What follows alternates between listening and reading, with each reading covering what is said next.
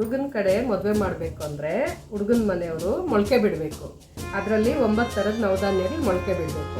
ಅದು ಯಾವ್ಯಾವುದು ಅಂದರೆ ಭತ್ತ, ಗೋಧಿ, ತೋರಿಸ್ತೀನಿ, ಹುಳಿಕಾಳು, ಕಡಲೆಕಾಳು,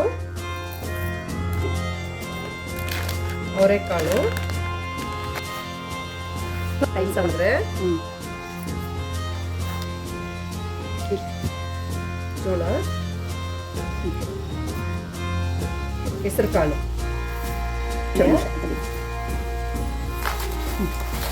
9 ಥರದ ಧಾನ್ಯ ಹಾಕಿ ನೀರಲ್ಲಿ ಒಂದಿನ ಎಲ್ಲ ನೆನೆಸ್ಬೇಕು.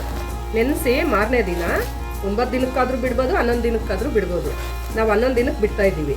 ನಾಳೆಯಿಂದ 11 ದಿನ ಆಗುತ್ತೆ. ಇವತ್ತು ನೈಟ್ ನೆನೆಸ್ಬಿಟ್ಟು ನಾಳೆ ಎಲ್ಲ ಗೊಬ್ಬರದಲ್ಲಿ ನಾವು ಮಿಕ್ಸ್ ಮಾಡಿ ಮೊಳಕೆ ಬಿಡ್ತೀವಿ. ಅದು 9 ದಿನಕ್ಕೆ ಅದು ಬರುತ್ತೆ ಚೆನ್ನಾಗಿ. 11 ದಿನಕ್ಕೆ ಇನ್ನೂ ಚೆನ್ನಾಗಿ ಬರುತ್ತೆ.